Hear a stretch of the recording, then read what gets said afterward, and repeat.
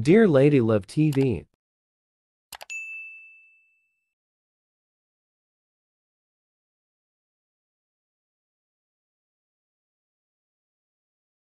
Ruined Fairy Tale with Mr. Billionaire. Tunghayan na po natin ang ika-11 bahagi. Cassie, what happened last night? Save it. Mariinay ang putol sa kabila ng pag-iinit ng mga mata. Alam niya sasabihin nito at ayaw niya iyong marinig. He was fucking sorry and was regretting it. Kitang-kita niya yun sa mga mata nito. I know what happened. You don't have to explain it. We're adults. Hindi mo kailangang akuin ang lahat ng responsibilidad. It's done and we just have to move on and forget. Forget? Forget it? Mapait itong umiti. Yan ba ang solusyon mo sa lahat? Let's fucking forget it. Gusto na niyan sigawan ng lalaki. Of course, she knew it was impossible to forget it. Sa kanilang dalawa, siguradong siyang mas mahihirapan para sa kanya ang makalimot kaysa sa Rito. It was her first time after all. Pero ano pa ba ang pwede nilang gawin? Humapdi ang kanyang dibdib sa natitirang solusyon na ayaw niya sanang pansinin. But at last, she could not deny it. He was right. They could not forget something like this. It only meant one thing. They could be friends anymore. Inipon niya ang lakas at pwersa ng boses na lumabas sa kanyang lalamunan. It really hurt me. Maaaring hindi siya nito gusto sa ganoong paraan, pero umaasa pa rin sana siya na maging magkaibigan sila. Marahil ay nagiging sakim na siya para sa bagay na iyon.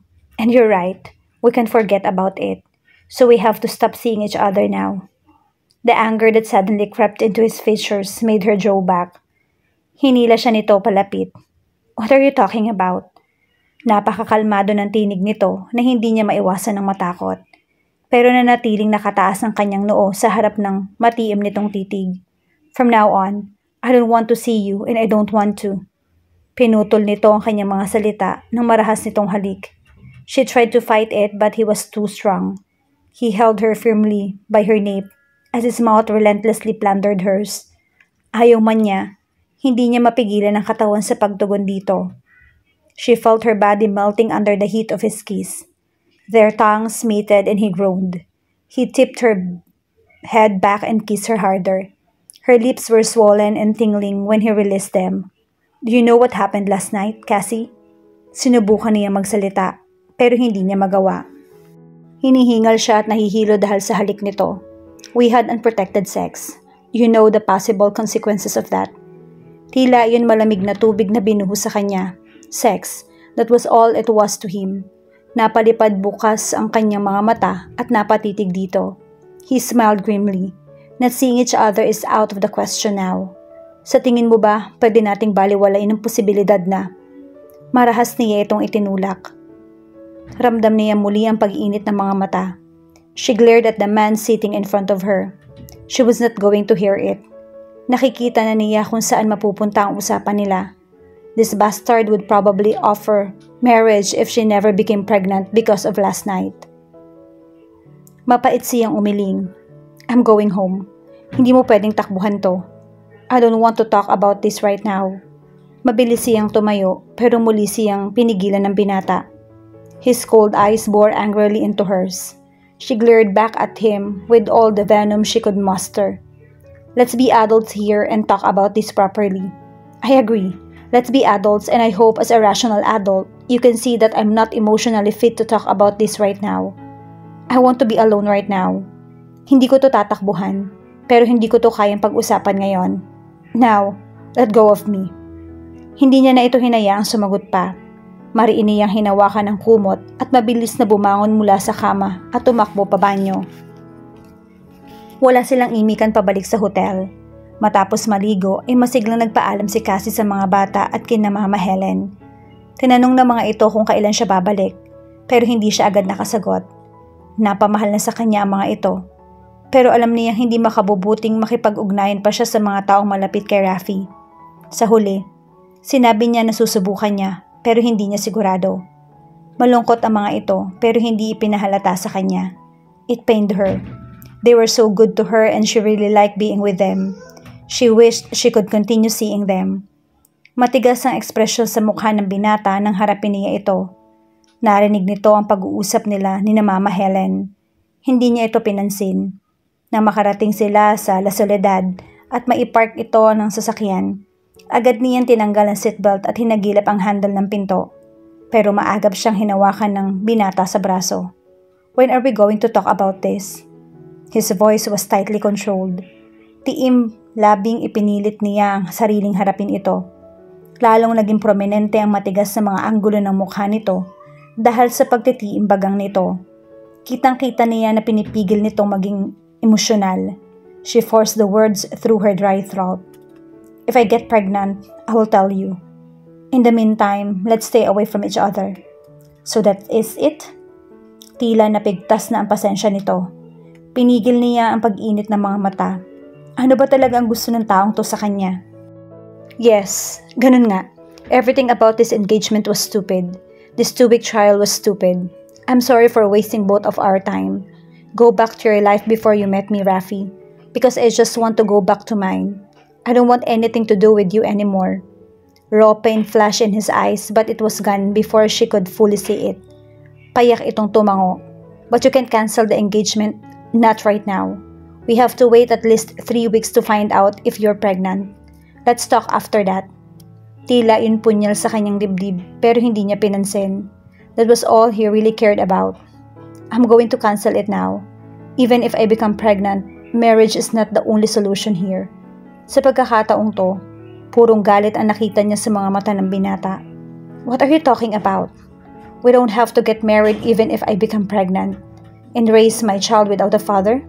He almost shouted. "Let's just talk about this after 3 weeks. Kahit siya ay nasurpresa sa pagiging pinal ng kanyang tinig. But she was not going to back down. She refused to even talk marriage with him because of this. "I'm canceling the engagement now. Our 2-week trial is over. Let's get back to our lives, Rafi. Go back to Annie. You love her, right? Don't let what happened ruin everything." Pagbanggit niya sa babae, agad bumakas ang halo-halong emosyon sa kanyang mukha. Lalong lumakas ang kanyang loob. Tama ang ginagawa niya. Those two were meant for each other. Rafi loved Annie. Ang nangyari na nakaraang gabi ay isang pagkakamali. Hindi nila kailangang habang buhay na pagdusahan yon. Tumalikod siya sa binata at tinulak ang pinto pabukas. Lumabas siya ng kotse at walang lingon niyang tinungo ang elevator. Hindi siya pinigilan ng lalaki. Hindi niya hinayaan ang sariling umiyak hanggang sa makarating siya sa sarili niyang silid. There, in the security of her pink room, she cried her heart out for her disastrous first love. "What the hell did you do?" Halos maputol ang litid ni Carlo. Sa galit niya, malamig na tinitigan ni Rafi ang ama. "What do you want?" Nasa loob siya ng kanyang opisina. Sabado noon at 5:00 na ng hapon. Half-day lamang ang pasok ng mga empleyado ng araw na yon at nakaalis na nga mga ito pero naiwan siya. Nagbabasa siya ng mga lab reports na dumating ang ama. "How dare you tell Jem about? How dare you to lie to me?" Hindi na niya napigilan ang pagsigaw. He was not in the best of moods to tolerate his father. Lahat ng emosyon niya ay halos umapaw na sa loob. Ng mga nakaraang araw at kaunting sagay lamang sa mga yon ay para na siyang bombang sasabog. Sinadya mong ibenta sa kanilang La Soledad dahil alam mong mahalaga sa akin yon. Sinadya mo yon dahil gusto mong makapasok sa pamilya nila at makisawsaw sa yaman ng iba. You don't have comes with using other people just to suit your selfish needs. How dare you to try use me? Napaatras ito. Tila hindi nito inaasahan ang tindi ng kanyang galit. Pero mabilis itong nakabawi. "Iniisip lang kita. Cassie is suitable wife for you. Shut up." Hinablot niya ang babasaging paperweight at ibinato iyon sa dingding. Marahas na sumalpok iyon sa semento at nakabasag-basag pa. Napaawang ang mga labi ng ama. Hindi ito sanay na makita siyang ganito. He was never the violent type. "What is happening to you? Get out." "Ano nangyari sa inyo ni Cassie?" "I said get out." "Bakit ayaw niya makipag-usap sa'yo?" Asik pa rin ito. It took all of the willpower not to physically harm his father. 2 linggo na mula nang sabihin ni Cassie na ayaw na siya nitong makita at 2 linggo na rin na maaaring masiraan siya. Kumuyumpalad siya at mariing pumikit. "Don't try my patience, Dad. Get out or else." Nawala lang ako ng 2 linggo kung ano-ano nang ginawa mo. Sigaw nito na para bang hindi narinig ang kanyang banta. How could you be this stupid? Akala ko okay ng lahat. Pero heto, pagbalik ko sa business trip, sinabi sa akin ni Jay na ibinenta niya na sa'yo ang La Soledad at hindi natuloy ang engagement. How could you be so fucking stupid? Pinindot niya ang intercom. I need security in my office now. Nagpupuyos ang ama sa kanyang harapan. You are stupid just like your mom. Sa isang iglap ay nasa harapan na siya nito. Kinuwelyuhan niya ang ama at marahas itong ibinangga sa isang dingding. Don't you dare! Gumapang ang takot sa mga mata ng lalaki at itiniim nito ang mga labi. He smiled bitterly. In the end, his father was coward. A coward who knew nothing but hurt those who couldn't fight back. Binitawan niya ang ama dahil hindi na niya kayang hawakan pa to. Bumukas ang pinto at pumasok ang 3 security guards. Bumalik siya sa mesa at umupo sa kanyang swivel chair. He's leaving. Escort him outside. Nakatitig na siya sa papel sa kanyang harapan. Hindi niya nakita pero alam niyang matalim ang titig sa kanya ng ama. Walang imik na tumalikod ito at mabibilis ang hakbang na tinungo ang pinto. Don't touch me. Singhal nito sa mga gwardya at padabog na lumabas ng kanyang opisina. Sinundan ito ng mga security guards. Mariin niyang ipinikit ang mga mata. Marahas niyang tinapon ang hawak na papel sa mesa at saka isinabunot ang mga daliri sa buhok. He wanted so much to hit his father. Kasalanan nito ang lahat ng to. Kung hindi nito ginawa ang punyetang engagement na yon, wala sana siyang problema. He would be fucking happy with his peaceful life. He wouldn't be this lost. He wouldn't be this torn. He wouldn't have met Cassie. Humapdi ang kanyang sikmura nang umagos sa kanyang isipan ng mukha ng dalaga. Her smiles, her laughter, everywhere he looked, he could see her. It had been 2 weeks, 2 agonizing weeks of no contact with her. Tumiimbagang siya at nagngalit ang kanyang mga ngipin. God, he didn't know what to feel anymore. Tumunog ang kanyang cellphone at padaskol niyang hinablot at sinagot yon. Yes, Rafi. Annie's soft voice pierced him in the gut. Mariin niyang dinikit sa palad na nakapikit niyang mga mata. Rafi, I'm here. His voice was thick with emotions he did not want to feel. Rafi, ano nangyayari? Bakit hindi mo sinasagot yung mga tawag ko? Bakit iniiwasan mo ko? What is going on? I heard the engagement was cancelled. Honey, please. Not now. Tila pinipiga ang puso niya na sabihin yun sa babae. Pero hindi niya mapigilan. He just couldn't talk about it. Not right now. Not to her. Pareho silang hindi pa handa na harapin ang katotohanan ito. Rafi, what's happening? Naiiyak na ang dating ng nobya at gusto niya itong aluin. Gusto niya sabihin na walang problema, na okay lang ang lahat, nakagaya pa rin sila ng dati. Pero alam niyang hindi yun totoo. Annie, I need time to think right now. Gusto niyang saktan ang sarili dahil alam niyang sinasaktan niya ang kababata. Ngunit lalo niya lamang itong sasaktan kung magpapatuloy sila sa isang relasyon habang ganito yung nararamdaman niya. Annie, I need time to think. Naging tahimik ang kausap sa kabilang linya. He never wanted to hurt Annie. He promised himself that he would never hurt her. He promised himself that he would protect her and be always beside her. Gusto niya lamang itong pasayahin at patawanin. Pero ngayon, alam niyang wala na siyang kakayahan na gawin iyon. Okay, halos hindi niya marinig ang sagot nito. Okay, if you need time, I'll give you time. He swallowed the painful lump in his throat. Thank you. Tinapos niya ang tawag at isinubsob ang mukha sa mga kamay. Muling tumunog ang cellphone at nakita niyang ama ni Cassie ang tumatawag. His heart jumped in his throat. He hated how desperate he was to answer the call. Yes, kumusta iho? Gusto niyang sabihin hindi maganda ngunit sa halip, isinagot niyang normal na sinagot sa tanong nito. I'm fine. Thank you for asking. And you? Tumawa ang lalaki at hindi niya napigilan ng mainggit dito. He wished he could laugh as freely like that right now. I'm good anyway. I know you're busy but I just wanted to ask you if you have time to come over next weekend. Iimbitahan sana kita sa opening ng boutique ni Cassie. His heart thudded so fast that he thought it would burst out of his chest. The thought of seeing Cassie made him dizzy and weak. Is it okay for me to come? He could not kill desperate hope in his voice. Of course. We'd be happy if you could come. Maingat siyang humugot ng hangin.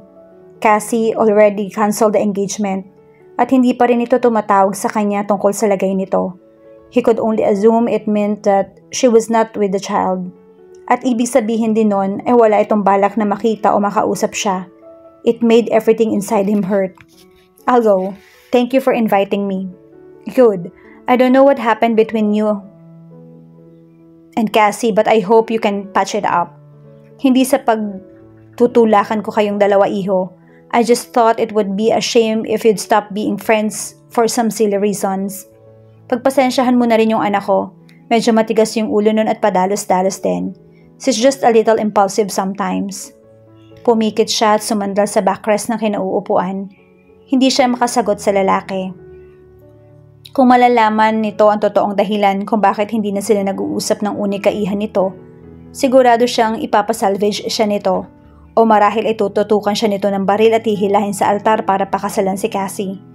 Sa isiping iyon ay nanikip ang kanyang dibdib. The thought of marrying Cassie made his heart clench so bad. Pero alam niyang malabong mangyari yon. Even if she was pregnant, he knew no one could force her to marry him. Hindi lang yon. Kung ayaw talaga sa kanya ng dalaga, hindi rin iyon makapipigil dito para magpakasal sa iba at palakihin ang anak niya sa isang pamilya. Nakikita niya na maaaring mangyari.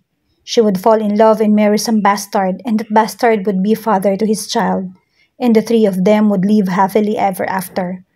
Gusto niyang sumigaw ng malakas.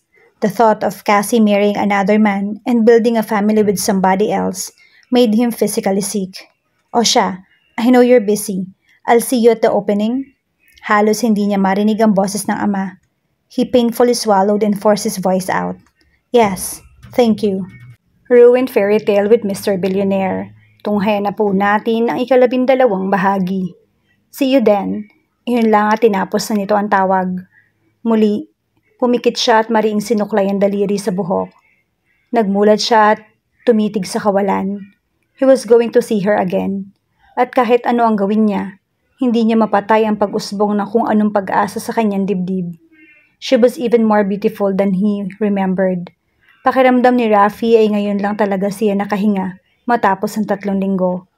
Hindi siya makapaniwalang posible na madama niya ang ganito. He couldn't believe it was possible to feel so much for someone that it felt like she was the air he breathed. Kanina pa nagsisimula ang opening at ngayon ay narito na ang bisita dito. Para sa hapunan, Cassie was smiling and talking with the guest as Rafi stared at her. She was wearing a simple strapless blue dress that hugged her curves at the right places. Her curly brown hair was pulled into a loose braid, leaving her shoulders bare for the world to see. Hindi ito ang unang pagkakataon nagkita siya ng pinakamagandang babae sa buong buhay niya, but Cassie's compelling fragility and strength were something that was enraptured him. Lumapit sa dalaga isang lalaki at hindi niya napigil ang paninigas ng kanyang mga kalamnan. Matangkad ang lalaki at tila ilang taon lang ang tanda kay Cassie. It was said, her dear said. He clenched his jaw as the man whispered something into Cassie's ear. Tumawa ang huli at hinampas sa braso ang binata. They are a loving couple, aren't they? Tiimbagang niyang nilingon ang matandang babaeng nagsalita. Isa ito sa mga amiga ng ina ng dalaga na dumalo sa opening. The old woman dreamily stared at Sadie and Cassie, who were both smiling and talking excitedly. They're just friends. Malamig niyang pagtatama rito. Ibinalik niya ang tingin sa magkababata at lalo siyang napatiimbagang. Nakita niyang inakbayan ng lalaki ang dalaga at ginigiya ito patungo sa likod ng stage. It took all of his willpower not to storm there and rip the man's arm from Cassie's shoulders. Maingat siyang humugot ng hangin para kalmahin ang sarili. Hindi siya makapaniwala sa mga nararamdaman niya. He was never the jealous type. He always thought jealousy was a petty and silly emotion. He didn't think she had it in him to be violently territorial and possessive. It was too barbaric and primitive for him. Pero pinakita sa kanya ni Cassie na nagkamali siya. Naglakad ang dalawa papunta sa likod ng stage at nawala sa kanyang paningin. Pinuwersa niya ang sariling huwag sumugod at hilahin ang dalaga palayo rito. Magkababata lamang ang dalawa. Walang relasyon ang mga ito. Kung may ganoong damdamin ng mga ito, sana ay matagal na iyong umusbong. Paulit-ulit niyang sinasabi iyon sa sarili. But despite all that, he couldn't help the ugly feeling in his gut. Lumaki ang mga itong magkasama at tiyak na kilalang-kilala ng mga ito ang isa't isa. Sigurado rin siyang maraming pagkakapareho ang dalawang yon. The two even had the same aura. Two rich kids who had warm smiles and endearing personalities.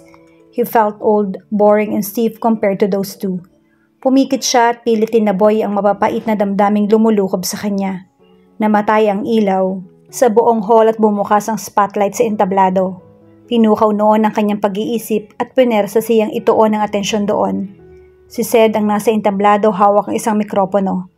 Ladies and gentlemen, we would like to thank you again for sharing this day with us.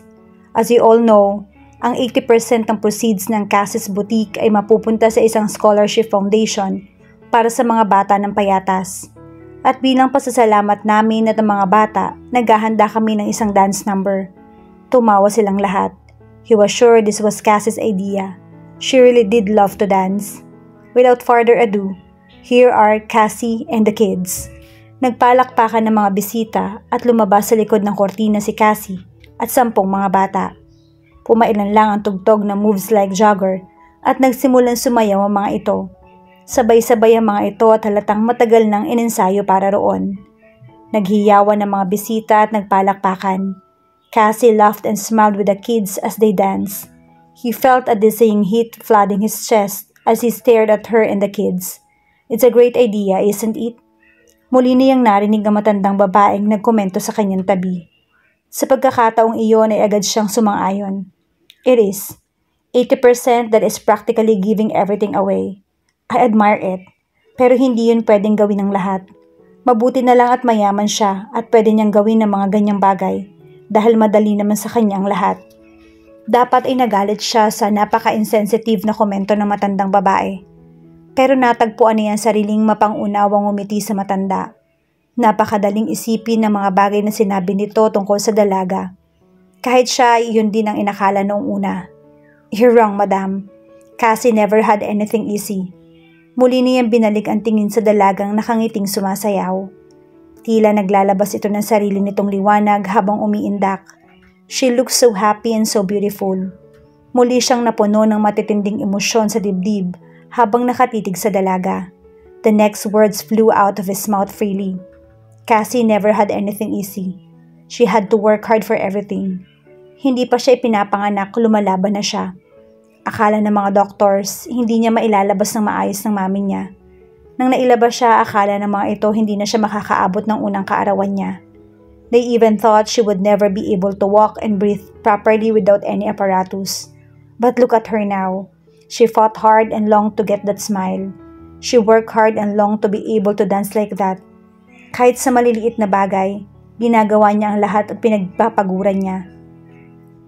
Kahit pagluluto pa ng simpleng hotdog o itlog, pag-aaral gumamit ng chopstick ng 3 oras, o pakikisama sa mga bagong kakilala, she gives everything her best and she always tries her darnest. Even when she's depressed, she tries her best to cheer herself up. So no, she never had anything easy. She worked hard for everything she has. Makapal ang kanyang tinig matapos niyang magsalita. The emotions in his chest were making him heady. They flooded his senses until all he could feel was this overwhelming pride and warmth for the woman on the stage who stubbornly refused to stop smiling and dancing despite all the shit the world threw at her. Hinintay muna ni Rafi matapos ang program bago nilapitan ang dalaga. Nakita niyang nanlaki ang mga mata ni Cassie na makita siyang naglalakad palapit dito. Nakita na siya nito kanina nang dumating siya sa opening. Pero matapos ang maikli at magalang na pagbati, ay hindi na siya nito ulit sinulyapan kahit minsan. At ngayon naglalakad siya palapit dito habang kasama nito ang mga magulang. Nakita niya ang panik sa bilugan nitong mga mata. He couldn't help the satisfied smile. Was she really panicking? Good, at least hindi lang siya ang nawiwindang sa sitwasyon nila. Rafi? Masigla siyang initian ng ama nang makalapit siya. Magalang siyang umiti sa lalaki. Pero agad niyang ibinaling ang tingin sa katabi nitong dalaga. Her big brown eyes stared at him in confusion and anxiety. Hinayaan niyang tumaas ang sulok ng kanyang mga labi. Cassie can't talk. Nakita niyang tumuwid ng todo ang likod nito. Nanatili siyang nakatitig dito. Hinahamon itong tanggihan siya. I'm sorry but it's important or maybe I could talk to your father about it. Nakita niya ang pamumula ng pisngi nito at ang bahagyang pagtatalim ng mga titig sa kanya. Wala siyang pakialam. She could glare all she wanted, but he was going to talk to her, and she was going to listen. You want to talk to me about something, Rafi? Ano? Nothing, Dad. Putol ng dalaga habang matalim pa rin na nakatitig sa kanya. Sige, Dad. Rafi and I need to talk about something. Mauna muna kayo. Nagtingi na ng mga magulang nito pagkatapos inagkibit balikat. Okay, dear. Dito lang ba kayo sa hotel? Tugon ng ina nito. Cassie smiled prettily at her mother. Yes, Mom. Dito lang kami. Hinagka nito ang mga magulang. Matapos magpaalam sa kanya, ay magkakaakbay na naglakad palabas ng hall ang mag-asawa. Na sila na lang ay tinitigan siya ng dalaga ng ubod ng talim. What do you want? Hinawakan niya ito sa siko at iginiya palabas din ng hall. Dahil may mga hotel staff pa sa paligid, ay hindi ito nagpumiglas. He reveled at the feel of her skin against his palm. God, he didn't know how much he missed the feel of her. Cassie, you okay? Napalingon sila ng dalaga sa nagsalita. It was Eddie. Nakakunot-no ito at naglalakad palapit sa kanila. His fingers curled tighter around Cassie's elbow. I'm okay, Eddie. May pag-uusapan lang kami ni Rafi. Nagtama ang mga mata nila ng lalaki. He disliked the man more and more with every second. Ibinalik nito ang titig sa mga mata nila ng lalaki. Pagkatapos ay tumango. Okay, see you tomorrow, baby girl. Don't call me that. She hissed and slapped the guy in the arm. Cassie, humigpit ang hawak niya sa braso nito para kunin ang atensyon nito. Hindi rin niya napigilang hilahin ito palapit para lumapat ang gilid ng katawan nito sa kanya. Let's go. Oh, she murmured, her cheeks flashing an arousing pink tinge. Binalingan nito ang kababata. See you tomorrow, Sadie. Tumango na rin ang lalaki kahit nakakunot noo sa kanya. Hinagka nito sa pisngi ang dalaga. Pigil ang mga emosyon, iginiya muli si Cassie palabas ng hall. What do you want, Rafi? She hissed. Dire-diretso niya itong iginiya sa elevator. Let's talk at your penthouse. But if you want, we can talk here and let other people hear us. Nagtikom ito ng bibig. Inis nitong hinila ang braso mula sa kanya at nagpatiunang maglakad papunta sa elevator. He watched her curvy hips naturally sway as she walked with her head held high. Humugot siya ng malalim na hininga para tulungan ang sariling kumalma. He followed her inside the lift. Tahimik sila sa loob. Her soft pink lips were pursed tightly as she stubbornly stared at her own reflection. Hinayaan lang niya ito. Pagbukas ng pinto ng elevator ay nagpatiuna ulit itong maglakad. Pagkapasok nila sa penthouse ay saka siya nito hinirap. Her big brown eyes glared at him in pure annoyance. What do you want, Rafi? Nakahanda na ang sagot niya sa kanina pa. He had thought about it carefully and was determined to tell her about it. Pero ng mga oras na yon, tila natunaw at naging usok ang speech niya habang nakatitig sa magandang mukha ni Cassie. Ng mga oras na yon, habang nakatayo ito sa harap niya at sa wakas ikinausap na siya, isang sagot lang ang nasa isip niya. Humakbang siya at hinaklit ang bewang nito. Her soft body pressed against his and her eyes widened in surprise. Rafi, you. As all he said before, his lips captured hers in a hungry kiss. She was more intoxicating than the finest wine. Her lips were so soft and so succulent. He couldn't help but suckle them hard. Dumaing ito sa kanyang bibig at lumapat ang mga palad sa kanyang dibdib. He was suddenly afraid that she would push him away. So his arms went around her and pulled her tightly against him. He really missed her. He missed kissing her, missed feeling her, missed being beside her. Dumiin ang kanyang halik dahil sa mga emosyong nais niyang maramdaman nito, but he knew he had to voice them aloud as well. Pinilit niya sariling iiwas sa mga labi rito.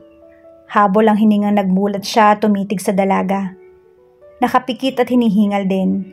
Nakaawang ang namumula nitong mga labi at hindi niya napigilan ang hulihin iyon at marahang kagatin. Muli itong dumaing pero muli ay iniiwas niya ang mga labi. Let's give this try, Cassie. Hinawakan niya ito sa magkabilang pisngi at itinaas ang mukha sa kanya. Hinihingal itong nagmulat. Those big honest eyes stared up at him and he found himself getting lost. What? Us. Let's give us a chance. Please let's try again. Nanlaki ang mga mata nito. What do you mean? I like you. I really, really like you. I want to give this a try and please don't push me away. I won't mess up. Just let me. Her soft mouth crashed against his and he groaned his arms automatically, pulled her closer as he kissed her back. Ibinuka nito ang mga labi para imbitahan siyang laliman ng halik, na siya nang ang ginawa niya. He tipped her head back and their tongues entwined. Say it again. Say you like me. Bulong nito sa mga labi niya. I like you and I really, really like you. Muli siya nitong siniil ng halik. Napigtas ang natitirang pisi ng kanyang pagpipigil at tuluyan ng gumalaw ang kanyang katawan para tugunan ang kanilang pangangailangan. She moaned when his hand covered her breast through the soft material of her dress. Gumalaw ang mga daliri nito sa kanyang polo para buksan yon. Tinulungan niya ito. Marahas nilang kinalas ang pagkakabotones ng suot habang patuloy na naghinang ang kanilang mga labi. Na matanggal iyon ay lumapat ang mga palad nito sa kanyang dibdib. He groaned in her mouth. Her soft touch sent electric jolts of pleasure throughout him. Then her lips were crawling down in his jaw to his neck. Marahas siyang napaungol. Pumulupot ang kanyang mga daliri sa nakatali nitong buhok at kinalas ang pagkakatirintas ng buhok nito. He pulled her by the hair to kiss her lips again. Their mouths molded as their hands relentlessly tore at their clothes. He found the zipper of her dress and roughly pulled it down. The soft materials fell down instantly. Pilit niyang iniiwas sa mga labi upang titigan ito. She was so beautiful. She stood before him with nothing but a black lace bra and thong. He found himself getting harder as he raked her body with his hungry eyes. Tumaas ang kamay niya sa latch ng bra at hinila iyon pabukas. The lace fell away and her heavy breasts sprang free to his touch. He softly cupped them and rolled the rosy tips over his thumb. Napadaing ito at mariing napahawak sa kanyang mga braso. He watched her head fall back as her eyes drifted close. He watched her soft pink mouth part as they panted for air. He squeezed and massaged her until she was mooning and gripping his arms tightly. Na magmulat ito ay natagpuan niya ang sariling nakatitig sa mga mata nitong puno ng pagnanasa. Niyakap niya ito at siniil ng mariing halik. He groaned, his arms went around her. The feel of her soft flesh flashed against his was making him harder. Hinihingal itong iniiwas ang labi sa kanya. Rafi, he kissed her throat as his hands skimmed her stomach. She gasped when his fingers found her wetness. Itinulak niya ito sa dingding at sinakop ang kanyang bibig. She cried out as he sucked her hard. Panting himself, he pushed aside her thong and slid his fingers between her creamy folds. He groaned at the feel of her, and when he slid his finger inside, she screamed. Her tightly walls quivered around his fingers as the terrifying storm raged inside her. Rafi, please, she sobbed as she blindly reached out for him. Inabot niya mga kamay nito at masuyong hinalikan ng bawat daliri roon. Nanginginig nitong hinagilap ang kanyang sinturon. Tinulungan niya itong buksan ng pantalon. His hands found his hardness and he cursed. Rafi, now please. Hindi nito kailangang ulitin. He gripped her thighs and pulled them back. She jumped to him and helped him wrap her legs around his waist. He pushed her against the wall as he pressed his hardness between her legs. They both groaned when their centers rubbed. Ruined Fairy Tale with Mr. Billionaire. Tunghayan na po natin ang 13 bahagi. The need for her was overwhelming. Gusto niya iyong masuyong angkinin, pero sa tingin niya ay hindi niya iyon kaya. He had to be inside her now. He reached between her legs and tugged at the piece of lace, tearing it like paper. Then, he was gripping her by the waist and slowly lowering her to himself. She moaned as his hardness stretched her, the almost lost at the feel of her. She was unbelievably tight and slippery, soft. Her molten walls enveloped him in a tight, wet heat. He pulled her hips to him as he thrust hard, burying himself to the hilt. They were both lost in the sensations. Humigpit ang yakap nito sa kanyang leeg at humigpit din ang pulupot ng mga binti sa kanyang bewang. Hinagilap niya ang labi ni Cassie at mariin itong hinalikan. Nagsimulang gumalaw ang kanilang mga katawan. Their moans and groans were lost in each other's mouth. Their bodies moved like they had been doing this forever. Every stroke, every quiver, every kiss and every touch. It brought them closer and closer to the searing peak. Her hips ground against him frantically, urging him to go faster and harder. And he did. He held her hips tight as he thrust deeper and harder. Her walls tightened around, and he yelled her name. His hips thrust harder as she milked him for all his worth. Isinubsob niya ang mukha sa balikat nito. Rafi. Her voice was quivering as well. Liyo pa rin sa mga sensasyon, hinagka niya ito sa balikat bago inangat ang mukha. Hinihingal pa rin ito at bahagyang nakaawang ang pagmupulang labi. Hindi niya napigilan ang marahang hagkan iyon. She had the softest lips. Nang maghiwalay ang kanilang mga labi, idinikit nito ang noo sa kanya. So you like me? She murmured. Hindi niya napigilan ang pagngiti. Hinagka niya ito sa tungki ng ilong, sa noo, sa talukap ng mga mata at sa mga labi. I'm not sure. Hey! Hinampas siya nito sa balikat. He laughed and grabbed her hand.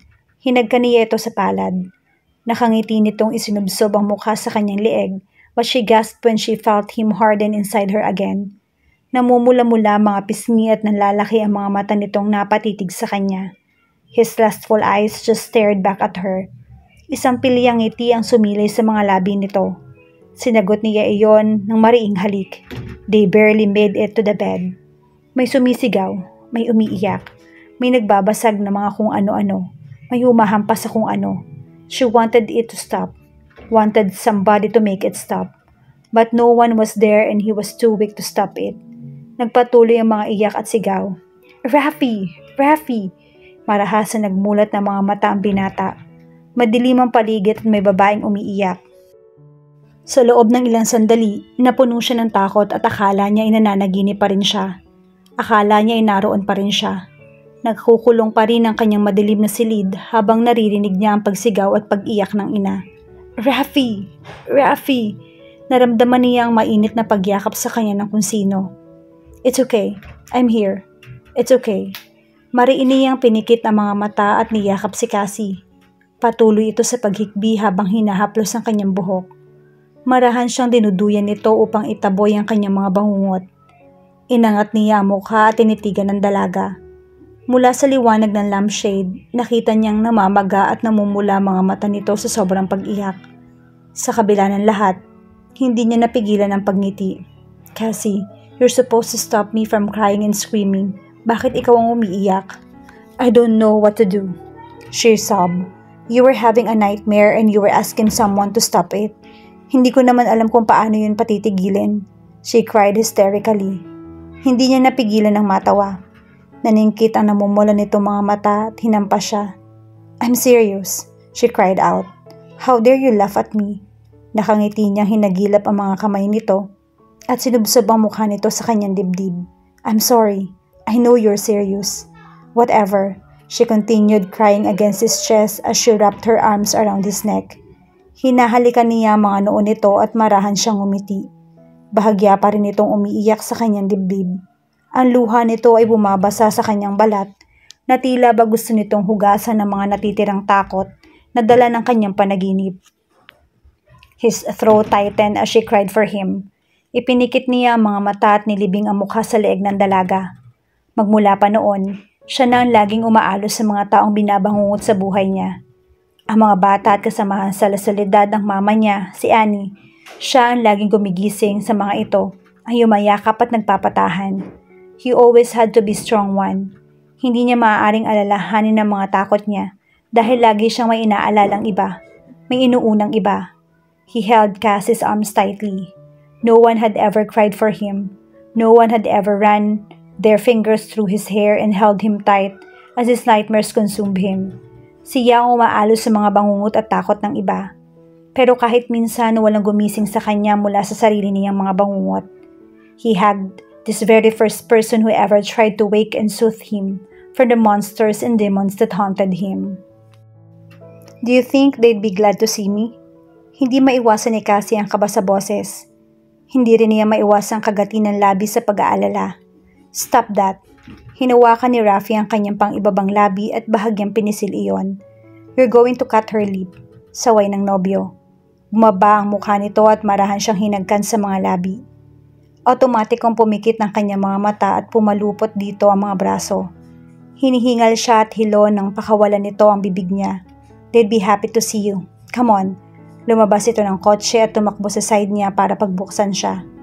Bumaba siya ng sasakyan at muli siyang nilukob ng kaba. Cassie, matabang siya nitong tinitigan. Humalukip-kip siya rito at inis itong tinitigan. You don't understand women at all. Halos 3 buwan ko silang hindi. 1 buwan lang ha. They probably hate me now. Baka sa galit nila sa akin, tinapon na nila yung mga pasalubong ko. Sino bang magtatapon ng iPod at V-Bucks? I'm serious. Nanggigigil niyang pinadyak ang paa, pero malapad na nangingiti pa rin ang binata. You're very pretty when you're angry. She screamed. He laughed and hugged her. Eksakto namang nakarinig sila ng tilian at dagundungan ng mga paa mula sa kabilang side ng gate ng La Soledad. Ilang segundo pa, bumukas iyon at nagtunghay na nasa kanila ang 6 na matatabang bata. Ate Cassie! At tinapon ng mga ito ang sarili sa kanya. Doon tuluyang nawala ang lahat ng kanyang kaba. Tumatawang niyakap niya ang mga ito. The people of La Soledad warmly welcome her again. Nakipaglaro sila ni Rafi sa mga bata buong umaga ng Sabado na yon. 1 linggo na mula nang maging sila ng nobyo at para sa kanya, ang 1 linggo na yon ang pinakamasayang linggo ng buong buhay niya. She was busy designing baby clothes and buying fabrics for Cassie's boutique. Hanggang ngayon ay hindi pa rin siya makapaniwalang pumayag ang daddy niya na itayo niya yon. Kailangan niya talagang pasalamatan ang mami niya at si Nana Sonia na tumulong mangulit sa kanyang ama. But she supposed it was Rafi whom she should thank the most. After all, ito ang nagbigay sa kanya ng pag-asa na maaari niyang seryosohin ang hobby niya.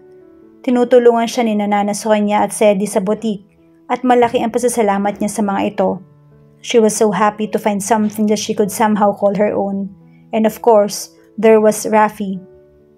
She smiled as she stared at the man sitting next to her. Nasa hapag sila at nanananghalian. Kausap nito si James tungkol sa mga renovations na kailangan sa La Soledad. Sa Manila na rin nakabase ang mag-asawa at ngayon ay lagi na rin nasa bahay ampunan tuwing Sabado at Linggo. Hindi na niya sinasabi sa mga magulang ang tungkol sa relasyon nila ni Rafi. Ang sinabi lang niya ay magkaibigan na uli sila ng binata. Sa tingin niya ay mape-pressure ang nobyo kapag nalaman ng parents niya ang relasyon nila. Kilala niya ang mami at daddy niya. Sigurado siyang makakarinig ng wedding bells sa mga ito kapag nalaman ng totoo. Matapos magtanghalian ay tumulong sina Rafi sa general cleaning ng bahay. Natoka silang maglinis ng attic at itapon ng mga gamit doon na hindi na kailangan. Habang naglilinis may nakita siyang picture frame na may larawan ng isang babae. Mahaba ang buhok nito at balingkinita ng katawan. She had a heart-shaped face and a straight up-toned nose. It was her eyes that were most compelling. They were big and deep-set with thick dark lashes framing them. She's beautiful. Pinahid niya ang alikabok sa salamin ng frame. Napaangat ang mukha ni Rafi mula sa hinalungkat nitong mga papel sa isang kahon. Who? Kunot noong tanong nito. Itinaas niya ang larawan at pinakita sa binata sa kanyang tabi. His jaw tense and his dark eyes became hooded. Then, his sensual lips curved into a sad smile. Yes, she was. Ibinalik nito ang atensyon sa ginagawa. Mama mo ba siya? Payak itong ngumiti. How did you know? Sabi nila, hindi ko siya kamukha. As much as I hate it, I think mostly after my father. Ibinalik niya ang tingin sa babae. Napakaganda nito pero tila napakalungkot. Pareho kayo ng mga mata. They were both very intense and sad. Mas lalo nag-intense ang anyo at huli na para bawiin niya ang sinabi. Marahil ay masyado siyang nanghihimasok sa mga alaala nito. I'm sorry, I didn't mean to insinuate anything. Nagtaas ito ng tingin at bahagyang ngumiti, pero gaya ng babae sa larawan, hindi yun umabot sa mga mata ng binata. It's okay, I'm not offended. Tila hindi nito mahanap ang mga salita at sa loob ng ilang sandali, muli niyang nakita ang lalaking nagmamakaawa na patigilan ng mga bangungot nito. Hinawakan niya ito sa mga pisngi at marin itong pumikit. Ginagap nito ang kanyang kamay. It's okay, Rafi. You don't have to tell me. Nagmulat ito at mataman tumitig sa kanya. Maya-maya ay mapalamlam na ang mga mata nito at hinila siya sa batok. He softly pressed his lips to her forehead. Ipinatong nito ang noo sa kanyang balikat. My mother died when I was 9. Hindi siya nakaimik doon. She came from La Soledad too.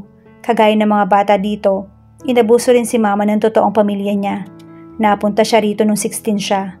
Si dad ang mga magulang niya. Ang orihinal na may-ari nito.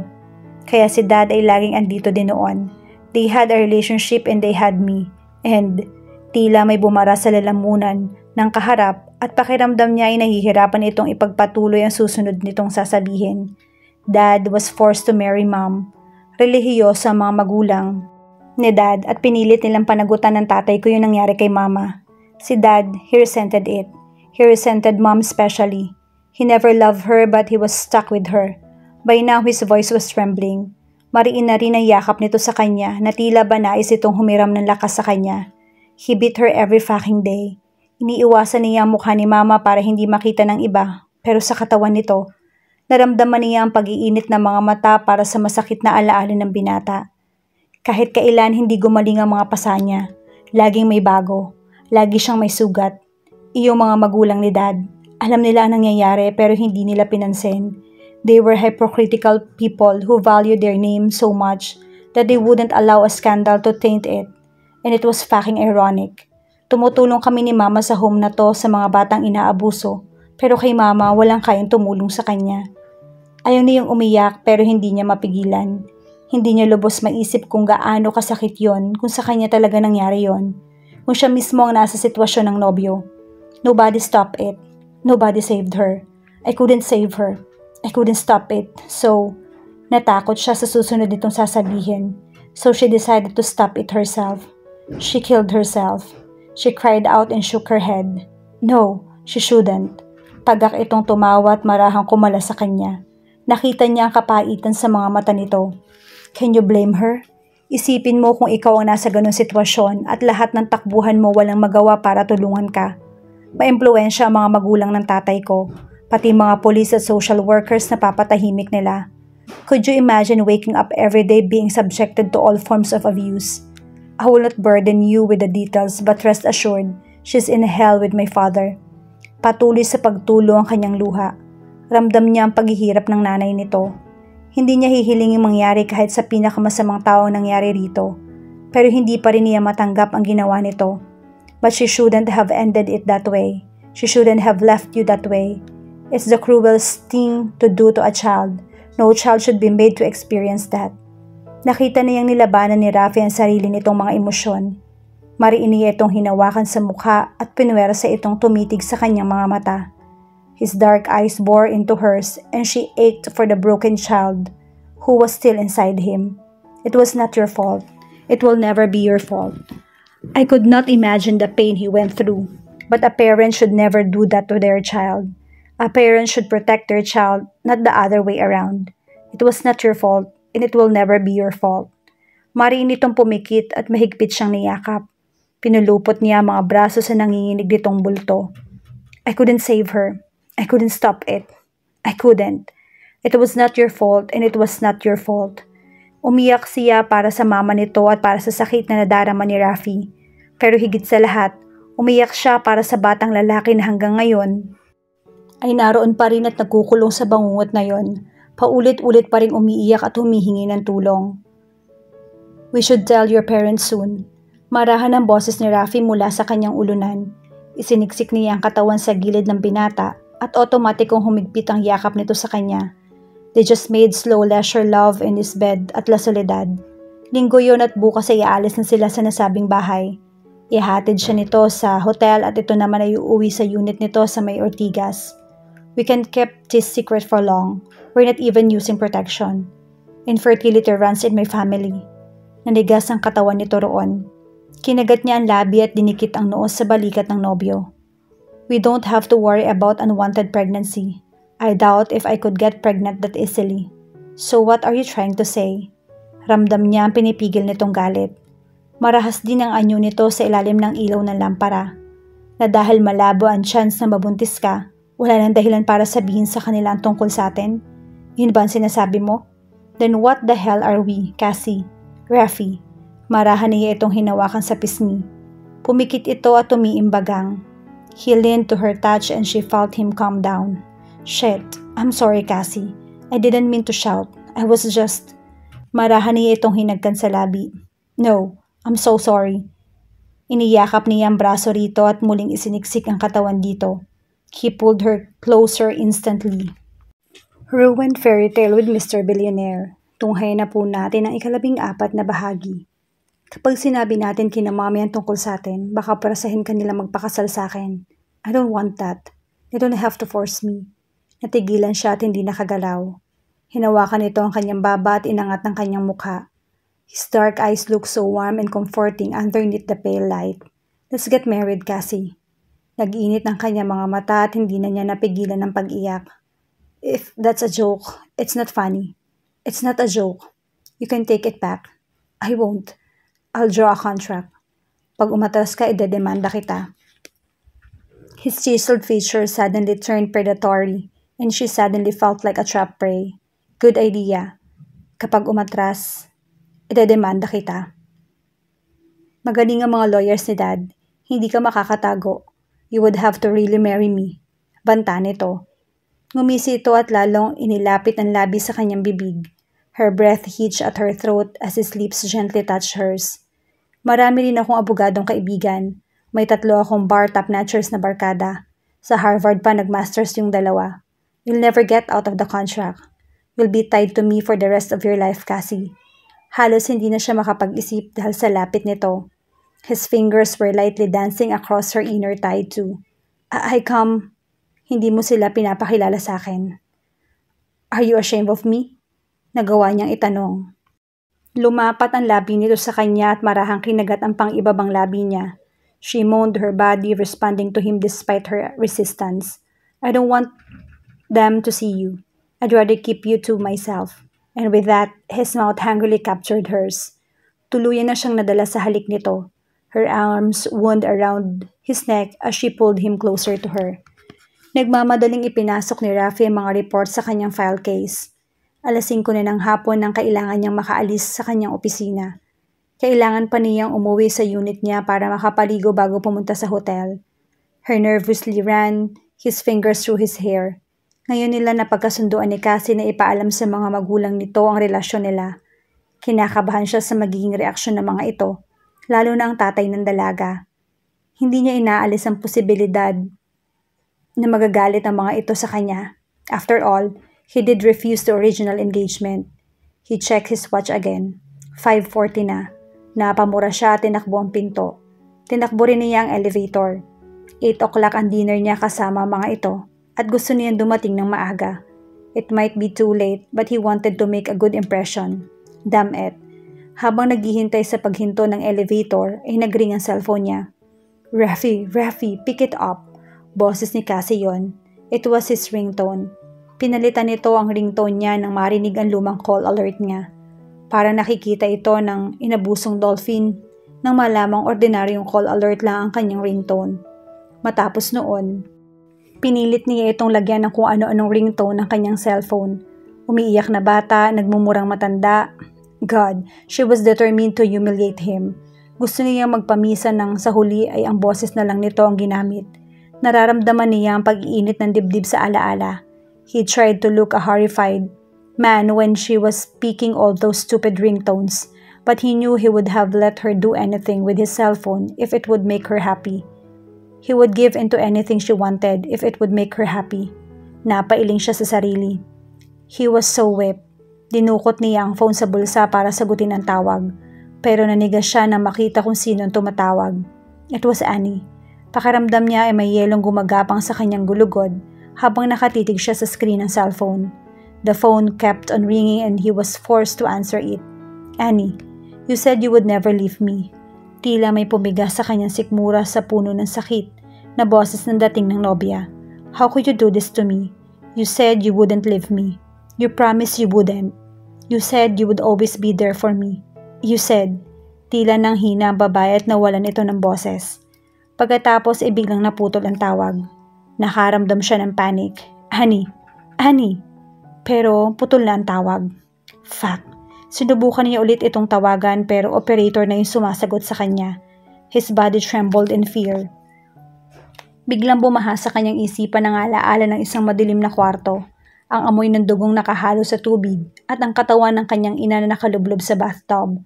Saktong bumukas ang elevator at nagmamadaling pinindot niya ang button papunta sa parking area. Annie, what did you do? Bulong niya habang inip na inip sa elevator ride pababa sa basement parking. Bumukas ang pinto ng lift, agad siyang tumakbo palabas. Tumakbo siya papunta sa kotse niya at marahas niyang binuksan ang pinto sa driver's seat. Pagkapasok ay agad niyang pinindot ang speed dial 1. Rafi. Cassie's clear voice pierced his soul and he knew his heart broke into pieces. Cassie, I don't think I can make it tonight. Something happened. Si Annie, I think something bad happened to her. Halos hindi niya mailabas ang tinig dahil sa libo-libong emosyong bumabaha sa kanyang dibdib. Nang hindi agad sumagot ang nobya, ikinabahan siya. Cassie? Cassie? Yes, I'm still here. Rinig niya ang boses at sakit sa boses nito, pero wala siyang magawa. Cassie, I'm sorry. Kailangan ko lang siyang puntahan. I'm really sorry. No, it's okay. Check on her. Baka may nangyaring masama. It's okay, Rafi. Don't worry, pwede nating i-reschedule yung dinner. This is an emergency. Mariin siyang pumikit. He did not deserve her. Thank you. Thank you, Cassie. Hindi ito agad sumagot na tila iniipon nito ang lakas. He clenched his teeth. Bakit ba lagi niyang sinasaktan ang mga taong mahal niya? Call me later, okay? Tawagan mo ako kung ano nangyari sa kanya. I really hope everything's okay. Yes, I will. I love you, Cassie. Masakit ang lalamunan niya at mainit ang kanyang mga mata. This was the first time he told her he loved her. He wanted to tell her in a more romantic setting, but right now, he just said it. I love you too. Her voice soft-catted him deeply. Nagbulat siya at binuhay ang makina ng sasakyan. I'll call you later. Mabigat ang loob na tinapos niya ang tawag. Pakiramdam ni Cassie ay may punyal na tumarak sa kanyang dibdib. Nanghihina niyang ibinaba ang cellphone. Cassie, what's wrong? Agad niyang pinahid ang namuong luha nang marinig ang boses ng ama. Hindi niya namalayang pumasok pala ito sa kanyang silid. Nothing, Dad. The dinner is cancelled. May nangyaring emergency kaya hindi makakarating si Rafi. Na makasigurong ayos na ang kanyang itsura ay saka siya humarap sa ama. Marahil ay masyado siyang kilala ng ama. Agad bumakas ang pag-aalala sa mukha nito. What happened? Nothing, Daddy. Sabihin mo nga, ano nung toong relasyon ninyo ni Rafi? Nanigas ang kanyang katawan. Her father really knew to hit where it hurt. Wala siyang nagawa kundi itaas ang tingin dito. Her father's loving face only made her want to cry even more. Dad, Rafi and I are in a relationship. Gumapang ang ngiti sa mga labi nito. That's good. Yun ba sasabihin niyo sa amin ngayong gabi? That's great, Iha. Tumango siya.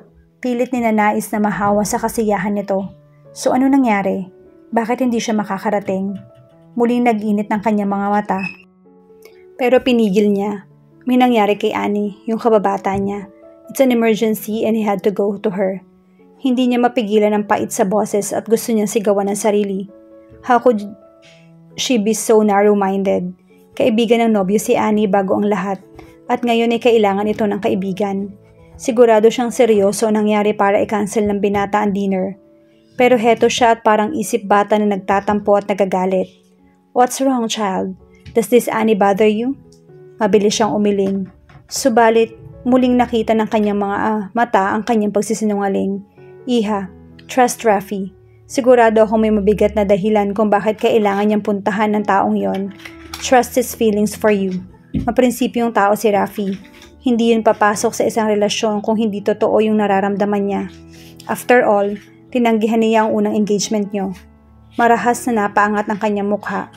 Napatigil ito na mapagtantong nasabi. What? Her voice was a bare whisper. Bahagyang napatras ang kanyang ama. Daddy, what do you mean he refused our first engagement? Nakaramdam siya na matinding kaba. May pakiramdam siyang hindi niya nagugustuhan. Ang malalaman niya, Daddy, ako ang nagsabi sa inyo na ayoko na sa engagement. Kailan tinanggihan ni Rafi ang engagement? Sa pag-iwas ng tingin nito, nakumpirma ang kanyang hinala. Well, 2 araw bago ka nag-cancel, sinabi niyang gusto na niyang tapusin ang engagement. Tila may sumampal sa kanya. 2 araw bago niya tinapos ang engagement. Ibig sabihin ay iyon ang araw na pumunta sila sa La Soledad. Ibig sabihin ay 2 araw iyon bago ang pagtatapos ng 2 linggong kasunduan nila. Nanginginig na napaupo siya sa couch. I don't get it. Kung tinapos niya na, bakit niya pa ako sinama sa La Soledad? Bakit hindi niya sinabi sa akin, Dad? Bakit hindi niyo sinabi sa akin? Naalala niya na nag-usap ang 2 lalaki bago sila umalis ng hotel. Naalala rin niyang ilan at tahimik ang binata noon. Ramdam na ramdam niyang ayaw siya nitong makasama ng araw na yon. Well, I asked him not to tell you. Sinabi ko sa kanya na ako na yung magsasabi sa'yo. What?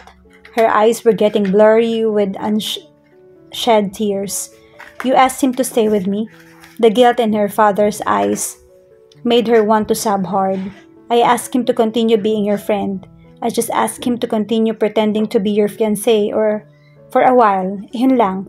But I swear, Iha, sasabihin ko rin naman sa'yo na unahan mo lang ako. Pero talagang kahit di mo tinapos ang engagement, sasabihin ko dahil yun ang pangako ko kay Rafi. Hindi ko siya balak pilitin pakasalan ka. I couldn't do that. I just wanted you to be happy with him for a little more time. Iha, please don't cry. Buong pag-aalalang niyakap siya ng ama. Sinusubukan niyang pigilan pero hindi niya magawa. Tuloy-tuloy sa pagbagsak ang kanyang luha.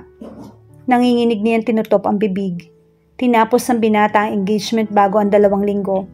Ibig sabihin ni hindi ito nakatiis ng 2 araw pa nakasama siya.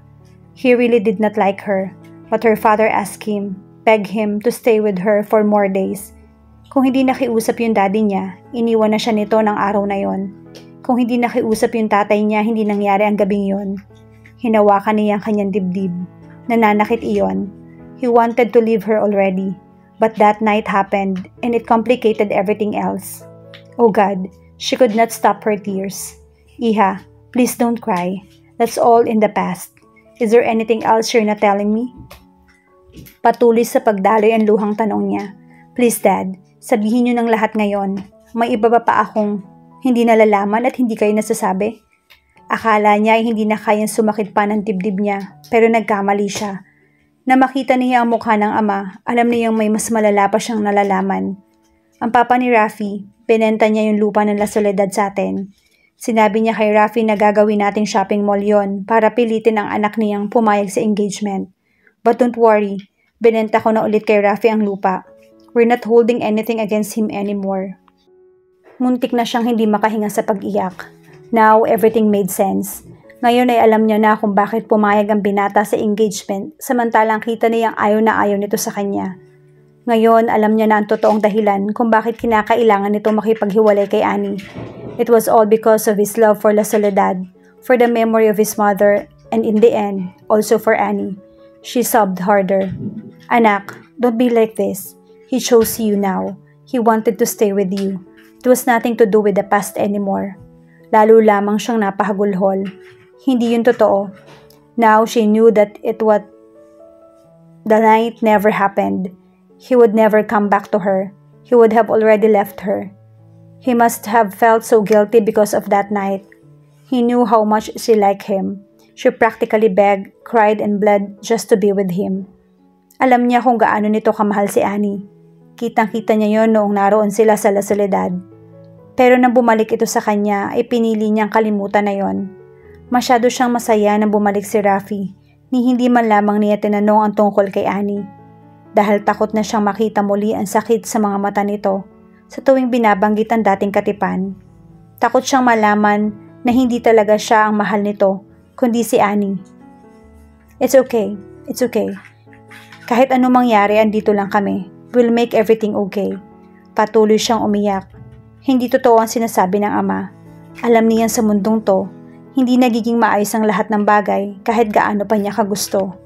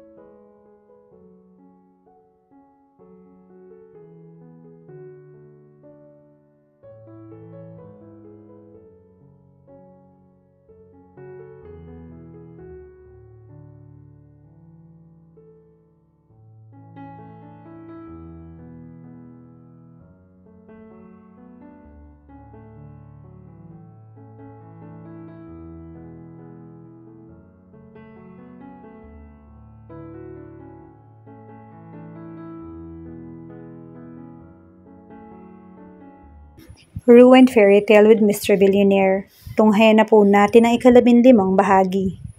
Annie overdose on pills. Iyon ang ginawa ng kababata ni Rafi. Isang linggo na mula na mangyari yon at nakomatose sa babae dahil sa ginawa nito. Si Rafi nakakita sa dalaga sa unit nito at nagdala rin dito sa ospital. Halos hindi na umalis ang lalaki sa tabi ni Annie matapos noon. Pinagmasdan ni Cassie ang kasintahan habang nakaupo ito sa tabi ng kama ng dati nitong nobya.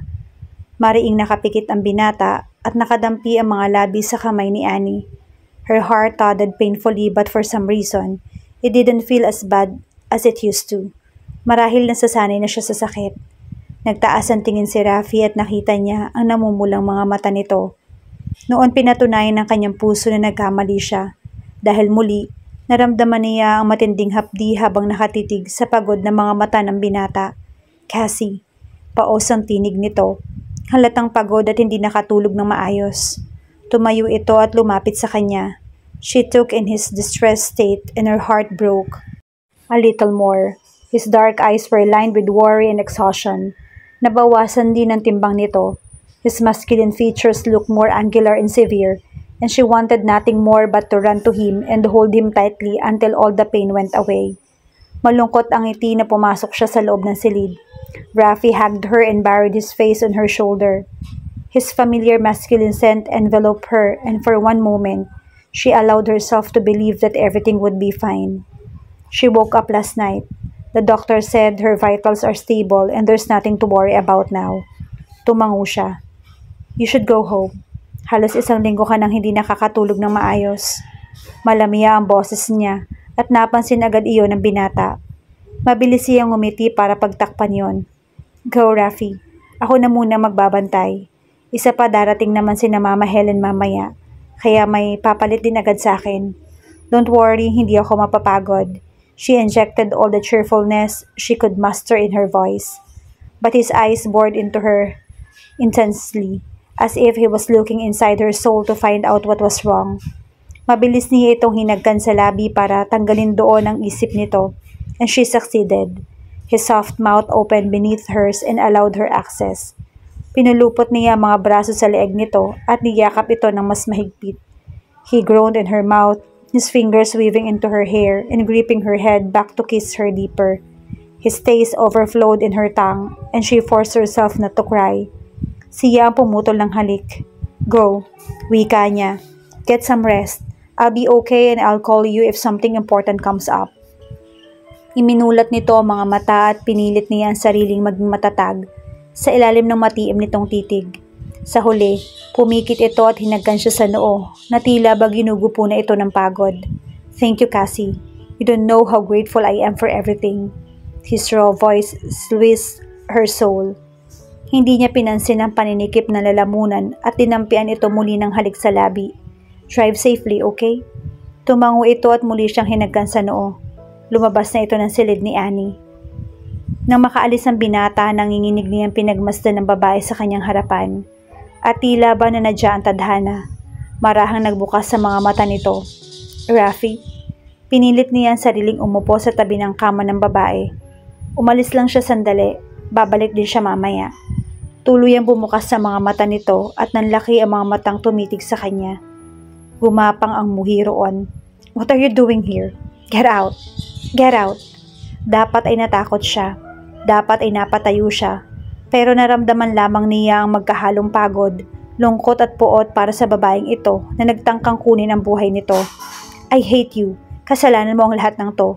Ikaw ang may kasalanan nito. Ikaw at ang pamilya mo. It's entirely your fault. You bitch. Kung hindi dahil sa'yo, magkasama pa rin kami ni Rafi. He loves me. Tama ka. Mahal ka niya.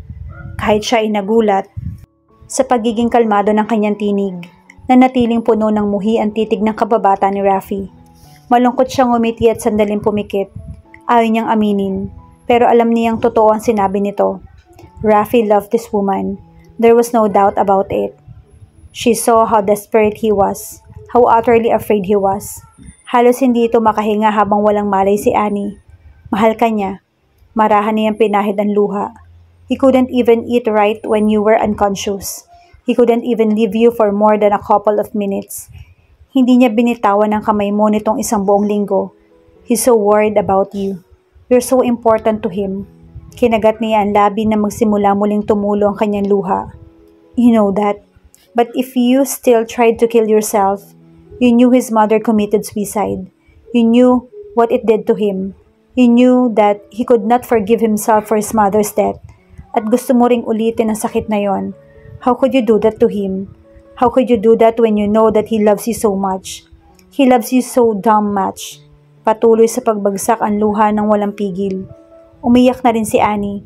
Alam niyang dapat mag-alala siya rito, na dapat tumawag siya ng doktor dahil maaaring may mangyaring masama rito. Pero kailangan na niya sabihin ang dapat niya sabihin. Kailangan niyang gawin iyon bago pa mawala ang kanyang lakas ng loob at muli siyang maging ganid. Humugot siya ng nanginginig na hininga habang umaagos sa kanyang isipan ang itsura ng binata kanina. He was really scared. She swallowed the lump in her throat. Rafi really loves you. I already know that, but I just wanted to ignore it. I know he never really wanted to leave you. I found out what his father did to La Soledad. I know now why he had no choice but to leave you back then. Alam ko na ngayon na ginawa niya yun para sa alaala ng mama niya, para sa mga tao ng La Soledad, at para din sa iyo, Annie. Nanginginig niyang itinaas sa mga mata sa umiiyak pa rin dalaga. Malungkot siyang umiti at pinahid ang kanyang luha. Marahil ay totoong mahal din siya kahit papaano ng nobyo. He really did seem to genuinely care for her as well. Subalit alam niyang sa huli, kung isa itong kwento, hindi ito tungkol sa kanya at kay Rafi. From the start, it was about him and Annie. Always had been about them. She was only the conflict for these two people, perhaps the last hurdle before their unhappy ending. And she may be selfish and spoiled and hopelessly in love with him, but she really genuinely wanted him to have his happy ending. Pinilit niya magsalita sa kabila ng luha. He really loves you. I genuinely wish everything would be okay between you two. Sorry for all his trouble. Hindi namin alam ang ginawa ng papa ni Rafi nung una, kaya wala kami nagawa ni Dad. Kung nung una pa lang nalaman na namin, hindi namin hahayaang mangyari to. But we didn't know. We got to know Rafi and he's so easy to like. We asked him to stay with me even after he canceled the engagement. He really did not want to stay with me anymore, but things became complicated. Something happened and he felt so bad about it. But it's not okay now. Don't worry about it now. You two deserve to be happy. So get well soon as you can, alright? You two should get back together. He's really so worried about you. Lalo lamang umiyak ang babae.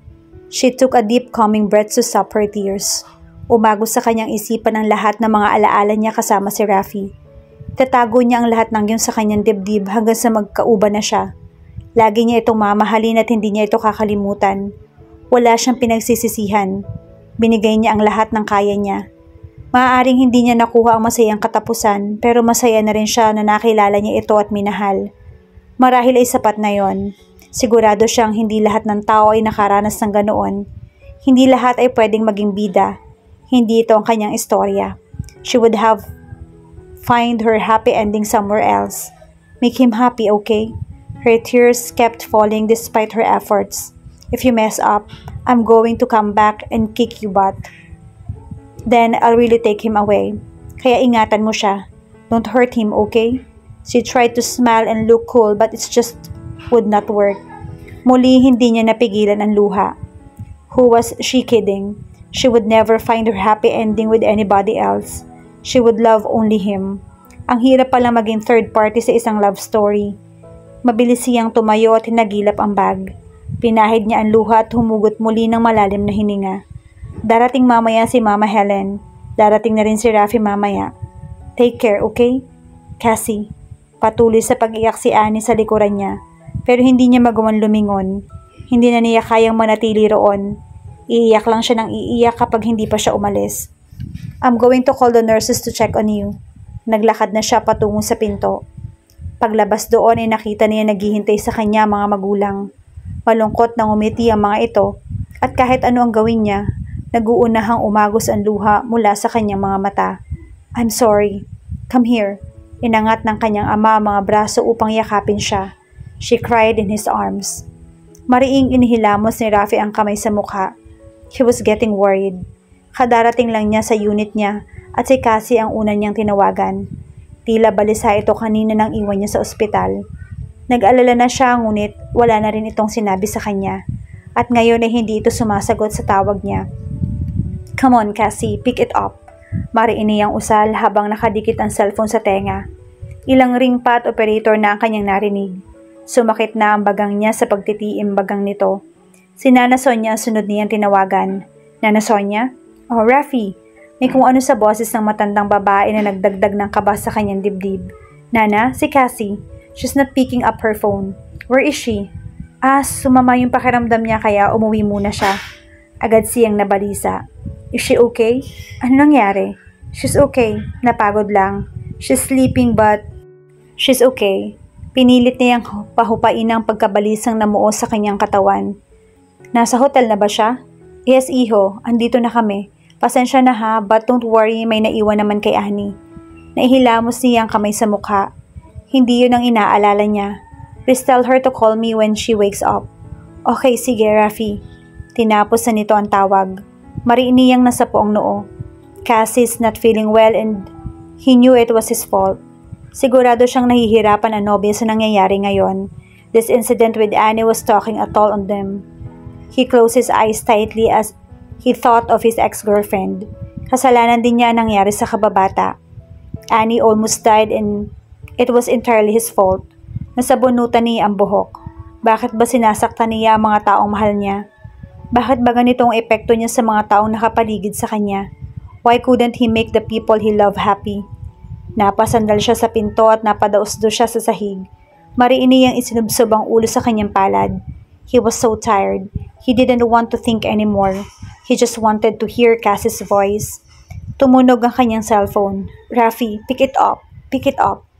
His heart ached at the sound of her voice. He closed his eyes tighter. Ang gusto niya lang gawin ay tumakbo, yakapin ito at tuluyang kalimutan ang lahat sa mundo. Masakit pa rin sa dibdib niya na kunin ang aparato at na makita niya ang ospital ang tumatawag, ay lalo lamang itong nanikip. Mabilis niya itong sinagot. Yes, Sir Rafi, this is Nurse Claire. Si Ma'am Annie, Sir, iyak siya ng iyak. Ayaw tumigil at gusto kayong makausap. Agad siyang napatayo. What happened? Binuksan niya ang pinto at lumabas ng unit. Mabilis din niyang tinungo ang elevator. Hindi ko alam, sir. Iyak lang siya ng iyak at sabi niya, kailangan kanya makausap bago mahuli ang lahat. Sir, pumunta na muna kayo dito and she's really hysterical. He swallowed the painful lump in his throat. Yes, thank you. I'm on my way. Pagkatapos ng tawag ay nagmamadali niyang tinungo ang parking area. Habang pabalik sa ospital ay tinatawagan niya muli si Cassie. The number you dialed is either unattended or out of coverage area. Please try call later. He wanted to yell and break something. He did not know why, but he was getting upset and scared, and he knew hearing her voice was the only thing that would calm him. Mariin niyang ipinikit ang mga mata saka idinikit ang cellphone sa kanyang tenga. Cassie, please, answer it. Pero hindi ito sinasagot ng dalaga. Pagdating niya sa silid ni Annie, inaabutan niyang tulog ito. Tinurukan ang babae ng pampakalma ng doktor dahil nag-hysterical ito. Tumango ang nurse na makita siya at lumabas na. Payak siyang tumango rin at naglakad palapit sa kama ng kanyang kababata. Natutulog ito pero kita niyang balisa pa rin ito. Bumibiling-biling ang ulo nito at mariing nakakunot ang noo. Umupo siya sa tabi nito at marahang hinaplos ang buhok nito. It's okay, Annie. It's okay.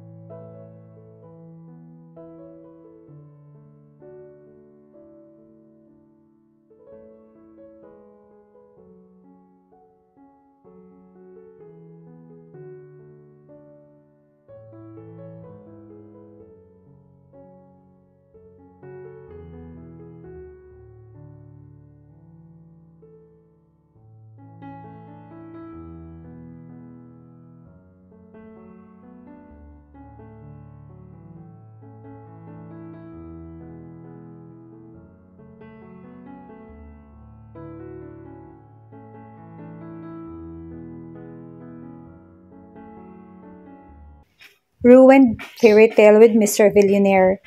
Tunghayan na po natin ang huling bahagi. Rafi. Pilit nitong iminulat ang mga mata at tinitig sa kanya. Ngumiti siya. I'm here. It's okay, Annie. Rafi, I'm so sorry. Isa-isang naglandas ang luha nito. Agad siyang umiling at lalo itong inalo. Shh, don't worry about anything. Si Cassie. Agad siyang nanigas nang marinig ang pangalan ng nobya. She's going to leave you. I'm so sorry. Tila lumamig ang temperatura sa loob ng silid. What are you talking about? Pinilit niya ang sariling mandaliling kalmado. I'm so sorry, I didn't mean to. Oh God, I'm so sorry. What are you talking about? Pinilit niya ang sariling huwag sumigaw. Umiiyak na tumitig sa kanyang babae. She's going to leave you because she loves you. Because I'm so selfish and I couldn't let you go off. Because she loves you so much more than I ever could. I'm so sorry. Bumagsak pa atras ang upuan sa rahas ng kanyang pagtayo. Rafi, I'm so sorry. Pero hindi niya ito narinig. Gumagalaw ang kanyang katawan nang hindi niya inuutusan. Tumatakbo na siya sa pintuan. He went straight to the hotel. Gusto niyang sumigaw sa loob ng elevator sa tagal nung umakyat. Masakit ang pagtibok ng puso niya at tila sasabog yun sa dibdib niya. He clenched his jaw tightly as he fought to control all the emotions inside him. Pagbukas ng salaming pinto, itinakbo niya ang penthouse ni Cassie. She was still in the hotel. Iyon ang sabi ng GPS ng kanyang cellphone. And it was the only thing that stopped him from completely going crazy. Cassie, open this door. Marahas niyang kinalabog ang mamahaling pinto ng penthouse nito. I'm going to break this door. Open it. Bumukas iyon at tumambad sa kanya ang gulat sa mukha ng dalaga. Her red-rimmed eyes were wide and her cheeks were stained with tears. Marahas niyang itinulak ang pinto at pinwera sa iyong umatras. Pumasok siya sa loob at binalibag iyon, pasara saka ikinandado. Hinarap niya ang nobya. Umatras ito. Sanhi para muntikan na itong matapilok na mabangga nito ang isang maleta sa likuran nito. Naramdaman niyang nanginginig ang mga kalamnan niya. What are you doing? Puno ng sakit ang dibdib niya. Her stormy brown eyes stared at him in defiance. What the hell are you doing? Hinaklit niya ang braso nito at hinila ito palapit sa kanya. Pinilit nitong tanggalin iyon pero hindi niya pinayagan. What the hell are you doing? He could hear the hurt, the anger and the fear in his voice. Mariin itong pumikit. I found out what your father did. What? Hinila nito ang kamay at umatras sa kanya. Alam ko ng lahat ng tungkol sa pagbenta ng papa mo sa La Soledad. Alam ko nang tinakot ka lang niya kaya ka pumayag sa engagement. Mabilis siyang umiling. It's beside the point now. It doesn't matter anymore. Nagtaas ito ng tingin sa kanya. May luha sa mga mata nito at natagpuan niyang naninikip ang dibdib niya. He reached out for her desperately. Cassie, you canceled our engagement even before our 2-week trial was over. Lumapit siya rito pero humakbang lamang ito palayo. Cassie, please. Those things don't matter anymore. You could even wait for 2 days to get away from me. It's not like that. You're going to leave me that day. You don't want to be with me that day. But my father asked you to stay with me. It's the only reason you stayed. Kung hindi dahil doon, wala tayo ngayon. Naiiyak ito na hindi niya alam ang gagawin. Kapag may umiiyak na iba, iginagawa niya ang lahat para aluin ang mga ito. Pero kapag si Cassie ang umiiyak, ay natataranta siya at parang naiiyak na rin. Cassie, please. You stayed because of that, didn't you? Yes, but Cassie, kung hindi ginawa ni Daddy yon, hindi nangyari ang gabing yon. And that's the only reason you came back to me. May luha sa mga mata nito pero hindi nito pinayagan dumaloy ang mga yon. No, masakit ang lalamunan niya at mainit ang kanyang mga mata. Kahit hindi nakiusap yung daddy mo, kahit hindi nangyari ang gabing yon, I would have continued seeing you. Nanginginig siyang lumapit dito. Hinahawakan siya nito sa balikat. Alam niya nagsasabi siya ng totoo. Kahit na tinapos niya ang engagement ng araw na yon, kahit na hindi nakiusap yung tatay nito na manatili siyang kaibigan nito, kahit hindi nangyari ang gabing yon, hindi niya magagawang putulin ang connection sa babaeng to. He would have found a way, an excuse, anything just to be with her. Iyon ang ginagawa niya nung una pa. He was just flat out lying to himself and making pathetic excuses just to be with her. He just wanted to be with her. He had always wanted to be with her. Cassie, I really love you. Malungkot itong ngumiti at tila may humahalukay sa kanyang sikmura. It was the same smile she gave at La Soledad when she told him they have to stop seeing each other. Cassie, please, leave. I don't want to talk it right now. No. Tumiin ang hawak niya sa balikat nito. Nang huling sinabi nito iyon, ay 3 linggo siya nitong hindi kinausap. Hindi niya kayang pagdaanan ulit yon. We're talking about this now. Okay. The way she calmly said the words made his whole body tremble. Nanginginig niyang hinawakan ang pisngi ng nobya. Cassie, Rafi, let's break up. Tila hindi siya makahinga. What? We need time to think. I don't need time to think. I know what I'm feeling. Rafi. He held her fiercely by the nape. We are never breaking up. The way she shook her head filled his whole body with dread. Maraming beses na siyang natakot sa buhay niya. Ngunit ng mga sandaling iyon ang pinakamalala. Ang simpleng paghinga ay naging napakahirap sa kanya. Cassie, please, I can't. Mariin itong pumikit at tinulak siya. Pero dumiin ang hawak niya sa batok nito. Cassie, Rafi, just... His lips desperately sought her lips. She fought hard but the fought one harder. He held her tightly by the nape as he kissed her with all the frustration, fear and desperation he had for her. Rafi, umiiyak ito. I can't, Cassie, I can't. He claimed her lips again at sa pagkakataong ito, malaya siyang tinugon ng nobya. Her own desperate kisses fueled his need. It escalated into a hunger that was almost violent. Natagpuan nila ang mga sariling marahas na tinatanggal ang damit ng isa't isa. He tore at her dress and she tore at his polo. Natumba sila malapit sa sofa. He roughly tore off her panties and he frantically unbuckled his belt. And when at the last she freed him, he pulled her legs apart and thrust roughly inside her. She cried out and dug her nails into his shoulders. He called her name in desperate plea. Their bodies moved, their hips desperately thrusting as if trying to release all the pain and heartache through every touch and stroke. The need escalated and their movements became faster and harder. Her legs wrapped tighter around his waist as he buried himself deeper. And when the spasmodic fire erupted, they held each other tightly. I love you. I love you. I really love you. Umiyak ang nobya habang yakap siya. Mariini niyang hinagkan si Cassie. Stop trying to leave me. Paos at matigas ang boses ni Rafi. Sa kanyang ulunan, mariing pumipikit si Cassie at sinubsob ang mukha sa dibdib ng katipan.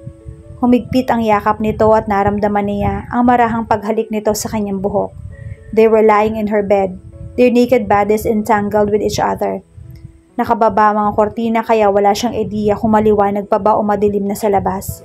They had been making love non-stop and it made her forget about everything else. Ayusin ko lang yung problema kay Annie pero wala akong kailangang ipaalala doon. I love you, and only you. Nag-init ng kanyang mga mata at humigpit ang yakap niya sa binata. I was just scared. Natakot ako na baka hindi mo lang ako maiwan kasi natatakot ka. Dahil mahina ako. Hinawakan siya nito sa batok at marahang itinaas ang mukha niya. The overwhelming love and warmth she saw in his eyes made her want to cry even more.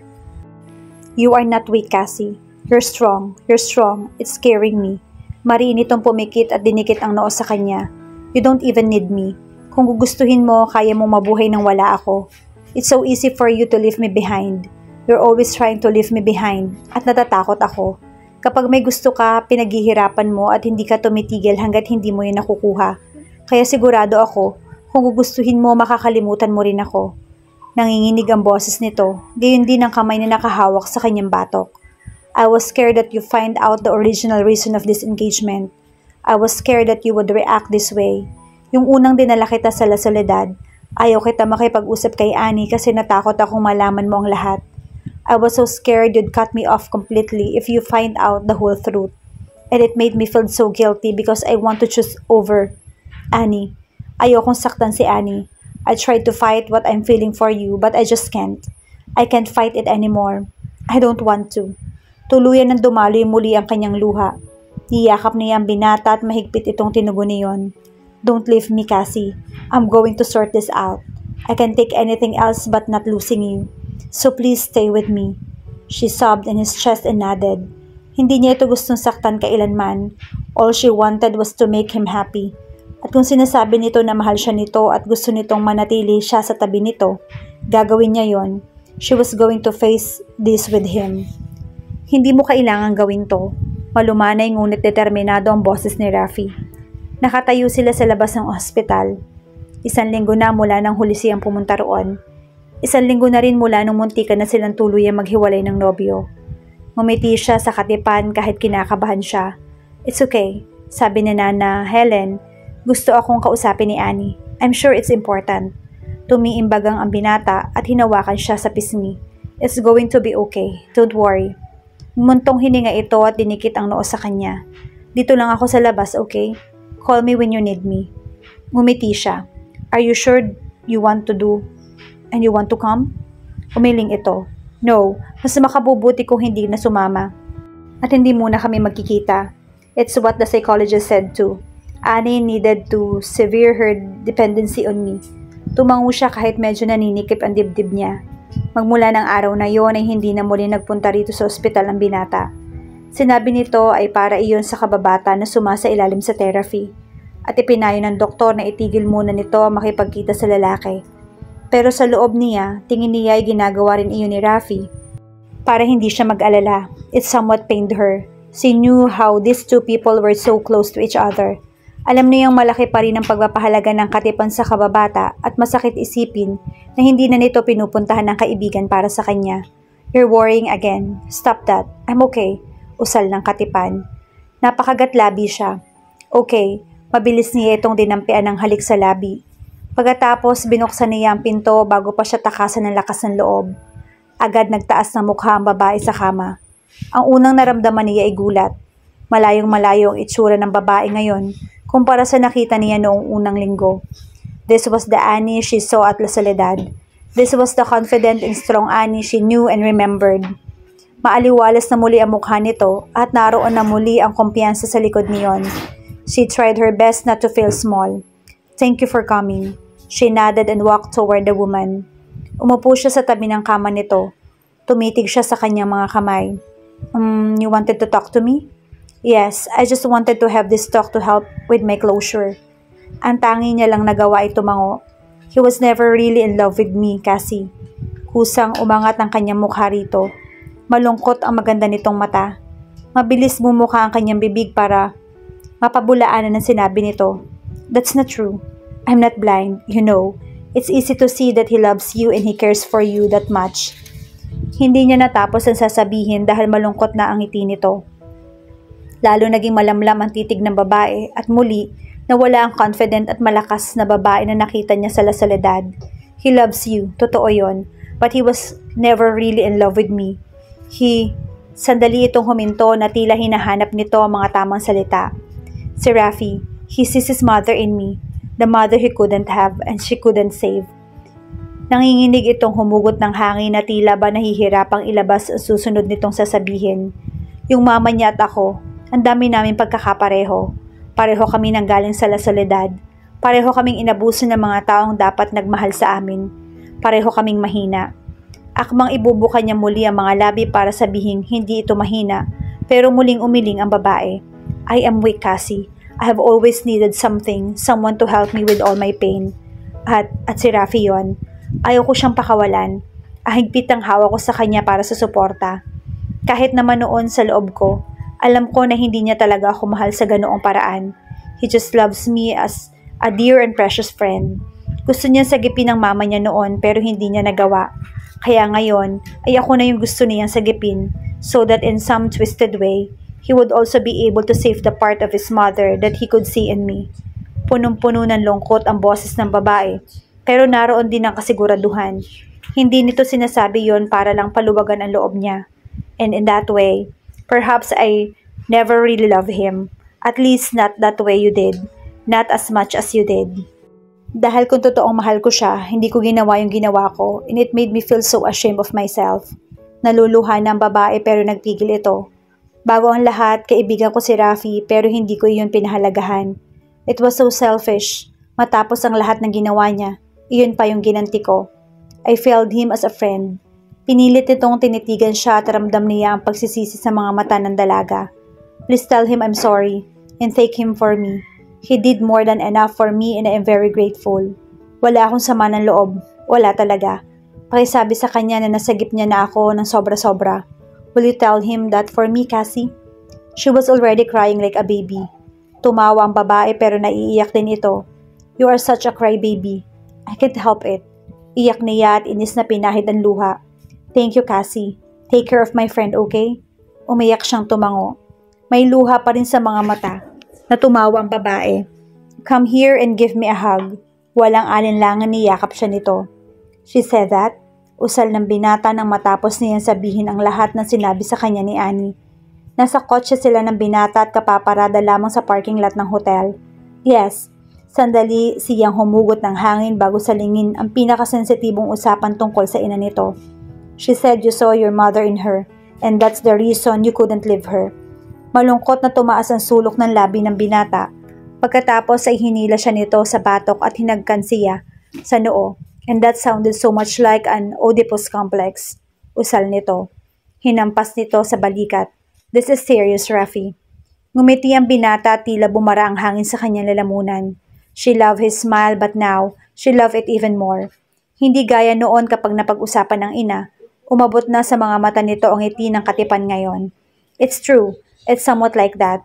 He smiled sadly but despite that, there was a light in those piercingly dark eyes. I never really realized it before. But when I met you, I realized the difference in these feelings. I didn't want to admit it because I didn't want to hurt Annie. Pero kahit anong gawin ko, hindi ko kayang iwan ka. I found excuses to be with you. Namula ng todo ang kanyang mga pisngi at mabilis iyong napansin ng binata. Tuluyan na itong ngumiti. Okay, napansin ko. Ako lang yung maraming I love you to death speech dito ah. It's your turn. Come on. Inflate my ego. Malapad siyang ngumiti pero imbis na magpatalumpati ng kanyang undying love, tinanggal niya ang seatbelt na suot at umakyat sa kandungan ng binata. Nanlaki ang mga mata nito. Cassie, what are you doing? She kissed him hungrily in the mouth to silence him. She groaned when her tongue seductively played with his. His taste flooded her mouth and she couldn't help but moan too. He was everything she wanted and more. Napahawak ito sa gumagalaw niyang balakang. Cassie, not here. Shh! Kinagat niya ang pang-ibabang labi nito habang tinatanggal ang sinturon nito. We own this place. We can do whatever we want. And with that, she showed just how she was crazy over him. She showed him how happy she was to have their happy ending.